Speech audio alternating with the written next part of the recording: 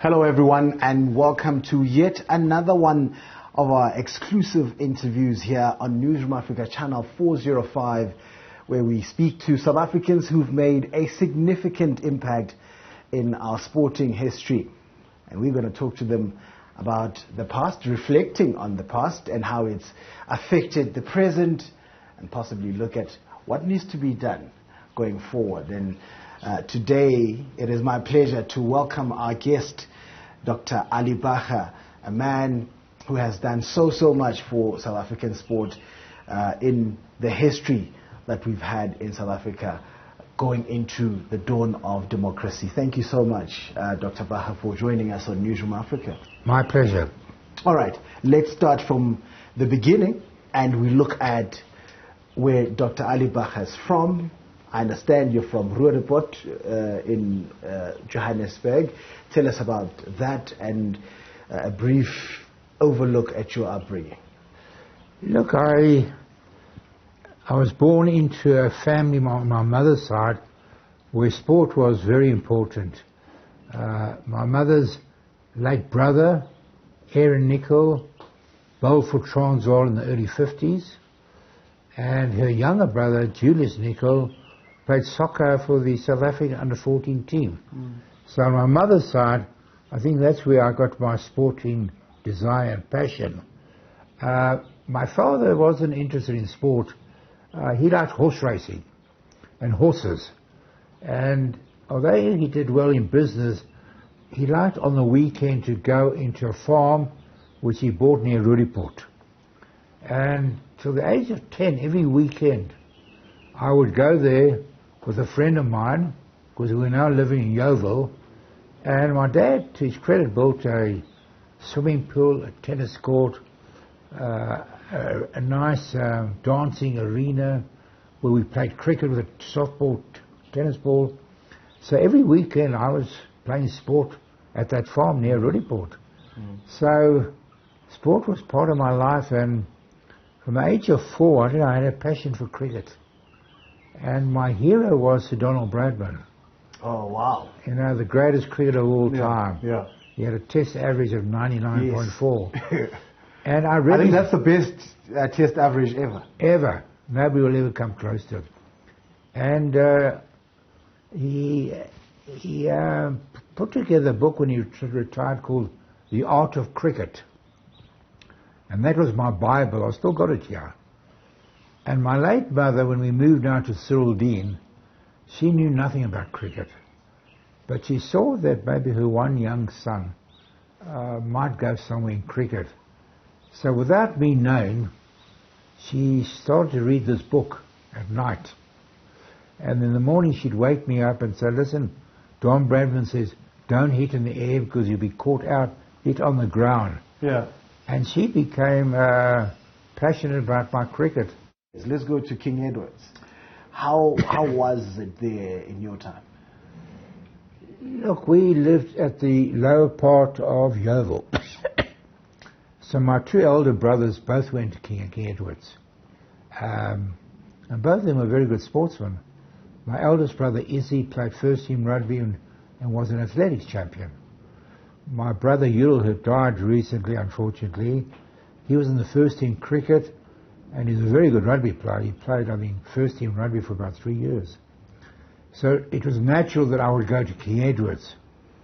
The rest of Yeoville, those that finished school at Yeoville Boys Primary School, they all went to Athlone Boys High. But I went to King Edward's because my brothers were there. Yes. And, you know, it remains an unbelievable schooling institution. Not only from a sporting point of view, but from an education point of view. And I remember in matric, the teachers that I had in matric, geography, mathematics, Latin, English, Afrikaans, science, and I subsequently went to Wits Medical School. The teachers I had at King Edward's, as a group, were the best I've ever had. There was a boarding school there, and a lot of those teachers had been there for 30, 40 years. So King Edward's was their passion, and they gave everything to education, to sport. And so I'm very privileged that I went to that particular school. Yeah. And I'm looking here, Dr. Bacher, at some of the alumni, famous alumni of KIS. Gary Player. Gary Player. I'm looking at your name, Ali Bacher. I'm looking at Gary Bailey, the former Manchester United and Kaizer Chiefs goalkeeper. Brian Havana went to KIS. I'm looking at Graham Smith as well here, who went to KIS. Ray Jennings is also an old boy of that. So quite an institution that it was. There's a beautiful story about Gary Plough. He played in the first team cricket, first team rugby, and then in Form 4. The story is, they say, is true. He went to the geography teacher, and his name was Dan Henning. And he said to him, Mr. Henning, I'm going to leave school at the end of this week. So Mr. Henning said to him, why? What are you going to do? He said, I'm going to be a professional golfer. And Mr. Henning said to him, you know you'll never make a living out of golf. And he left that weekend and left school in Form 4. Yeah. Yeah. And that's a true story. And Gary Player went on to become one of the greatest of all time. He's our greatest ever sportsman. This country, there can be no question about it. You reckon? By miles. He won, in golf, there are generally 4 big world tournaments. And he won 9 of them.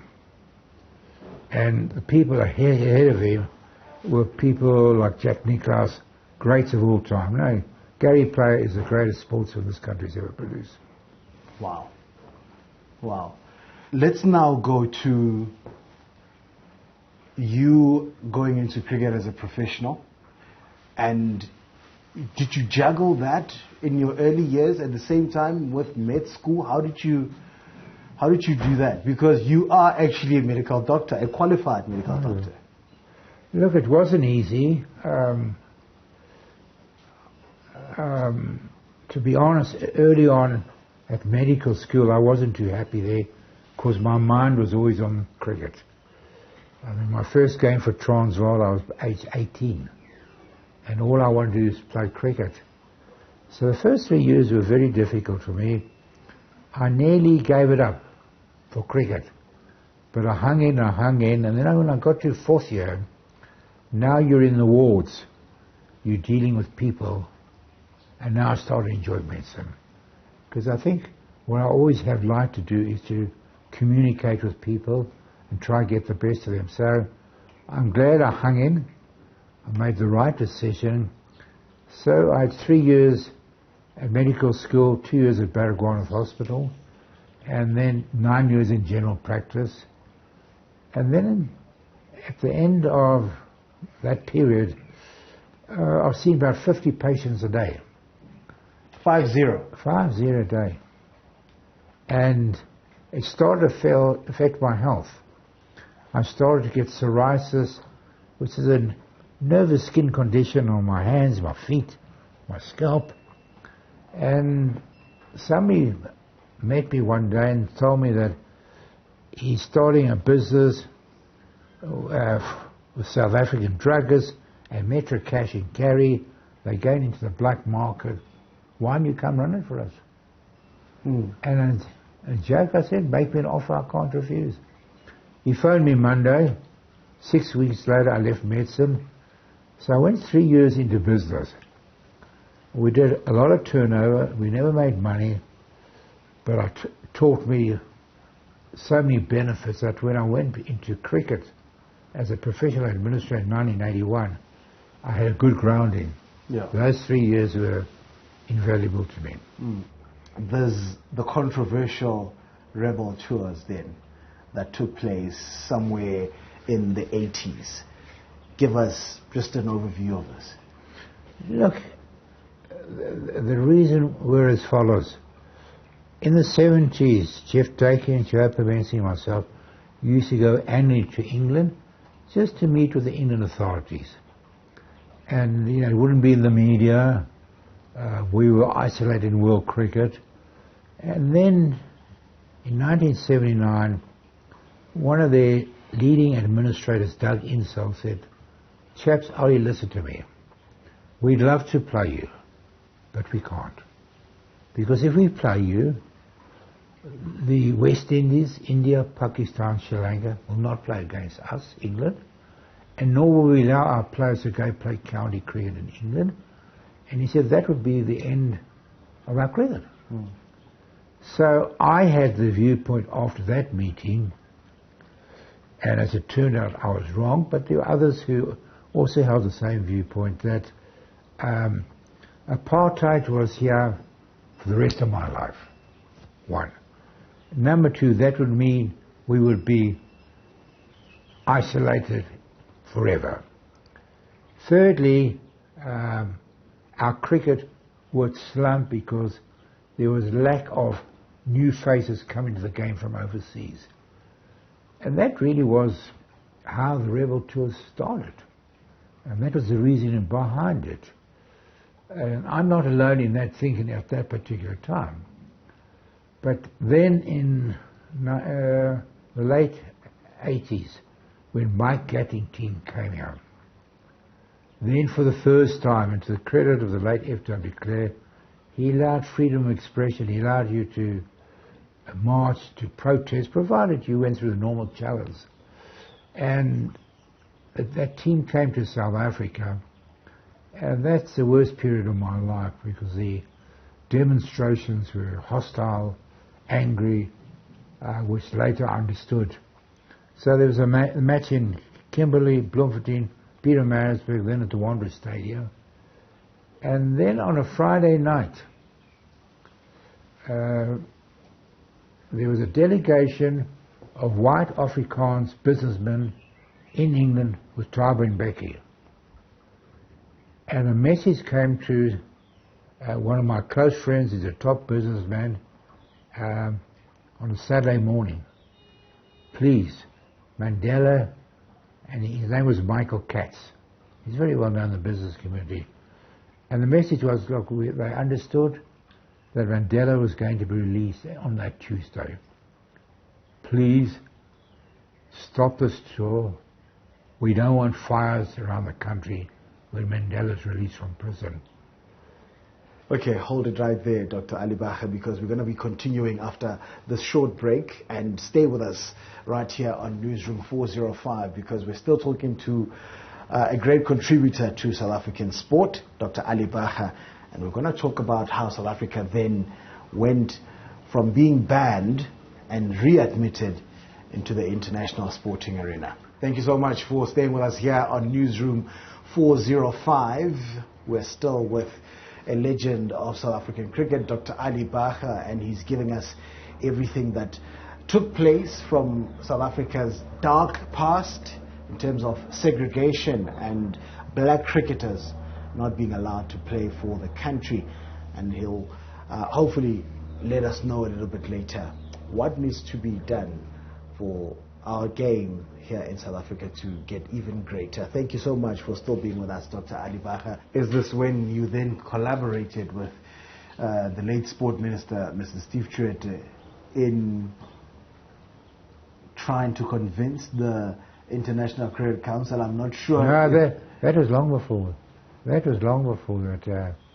One Wednesday evening, I got a phone call from the late Frederick van Zyl-Slabbert, who I knew down the years. I liked him, I respected him. I always went to him for advice. And he said to me, Ollie, I want you to go down to Ndensani on Friday night. So I said, why? He said to me, I want you to meet Steve Tshwete. And I said to him, who's he? So I went down on Friday night. One of my friends' driver took me to Ndensani. They gave me where to meet Steve. He was an hour late. I think his father was ill. So he walked in, this tall chap, thick-rimmed glasses, and he sat down on a high stool, and I sat on the couch, and I went to the ground floor. So he was looking down at me all the time. Yeah. So I spoke for 45 minutes. I can't remember what I said, but I was battling for my life and for cricket's life. At the end of 45 minutes, I stopped. And he put out his hand, he said, "Ali, I'll help you." And he never stopped helping me, and he became one of my best friends. When I met him, he wasn't the sports minister then. You know, the transfer of power only came in 1994. Yes. This is long before this. But he saved my life. He gave me confidence, and he was very close to Clive and Becky. And before a very important ICC conference in London, we now asked for readmission because we were now unified. Clive got Steve to come with me in the May, before that meeting, to go meet, the black cricketing countries and get support from them. I want to fast forward then to the early 2000s, because what had happened in the mid-90s was that we saw the euphoria with the rugby, we saw the euphoria with the football and what it did for the country. Hosting the World Cup then in 2003 here at home, did it do that? Did it solidify what sport had done? Because sport has always been intertwined with politics in South Africa and seen as a unifier of sorts.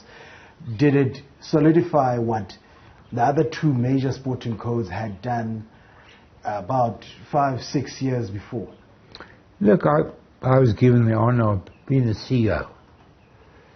And I put together a fantastic team. We had a board of honorable people. The late Jay Schervo was chairperson, a very great friend of mine, a wonderful, wonderful person. And for 2.5 years, I don't think I've worked ever hard in my life, but I enjoyed it. And I think people will say, it's not me saying it, that was the best World Cup ever, the world cricket has ever seen.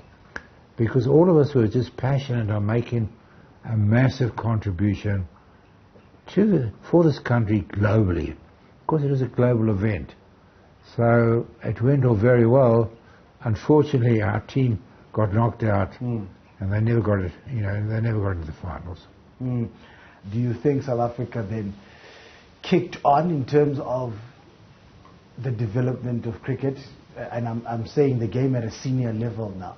Did we kick on or did we regress somehow?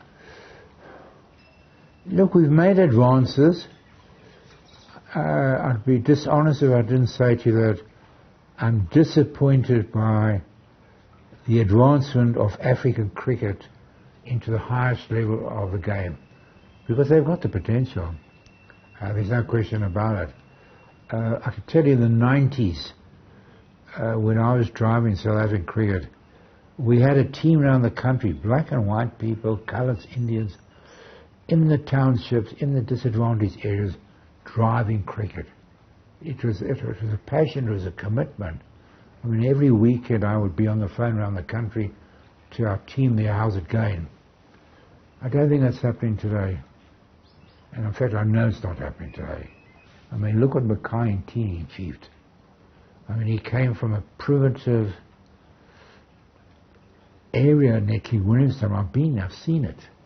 There's nothing there. That's where he grew up.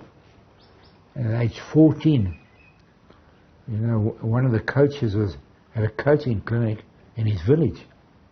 And he came there evidently with his sister's sandals.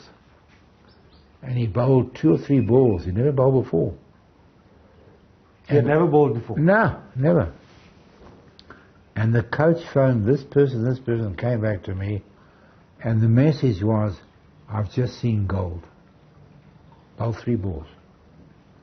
So we sent him to Dale College. He couldn't speak English. He was in a boarding house. They put a white chap who spoke Xhosa, but who came from the farms. And then, when he retired, 390 test wickets. It's an unbelievable achievement. Mackay did. Wow. But then, with the question of I understand the disappointment, and I understand that we should have kicked on.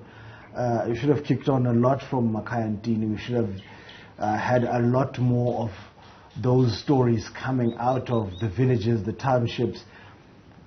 But do we still have to have a situation, Dr. Bacher, where we send them to the Dale colleges, to the Cares, to the Hiltons of this world? No, you got to. I'll tell you why. So when I was at King Edward's, Monday afternoon, Thursday afternoon, we used to have practices. Nice nets, turf pitches.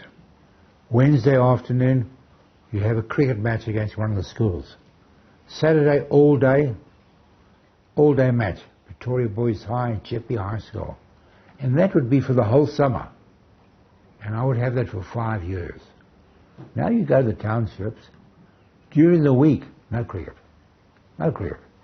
On a Saturday morning sometimes, there's some cricket.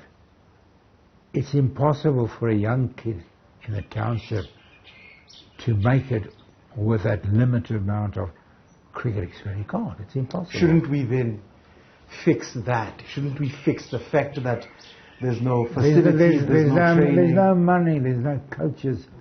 You know, cricket is a costly game, man. What do you make of the issue then of transformation? Do you think it's a policy that is worth its weight in gold? There's no need to go through. We've gone through that process. It had to come. I think I initiated it in the late 90s. I called a board meeting and I said, we can't ever go and have an all-white cricket team, Springbok cricket team. Can't. Project team. It's got to have, I use this word, team of colour. So we've progressed through it. It was painful, but it had to be done. And if you look at our national cricket team now, it's pretty representative. I mean, you know, I would just take a natural route and let the kids or the players on merit come through and show their colours at national level. They're there. But I'd like to see more Africans at the top level. Yeah. What's your best test team for South Africa? Do you think? I'll tell you why. Because some of us, the younger ones, we saw the 2008 team, 2007, 8, 9. 2008. Very good team. Led by Graham Smith. Yeah, they beat England 2-1 in the English summer of 2008, and then they went to Australia and beat them in Australia. So no South African team have ever done that. Yeah. But others will say that 1970 team that I captained could have been the best. I don't know, but the 1970 team was very strong. That in the third test, when we played and beat Australia, the Wanderers, our batting was so strong that Mike Proctor batted at 8 and Trevor got it at 9. Yeah. So, look, I'm not going to be the judge of that. What do you think then of where Test cricket is in South Africa? There's complaints that the ICC is icing us out. They're looking at the BCCI, Cricket Australia, Board of Board of Control for Cricket in England. No, they're right. Those are the main cricket We've boards. been marginalised. So have Pakistan, so have Sri Lanka, so have the West Indies. I mean, our test schedule the next few years is limited. Now in India, there's a 5-test series, India versus England.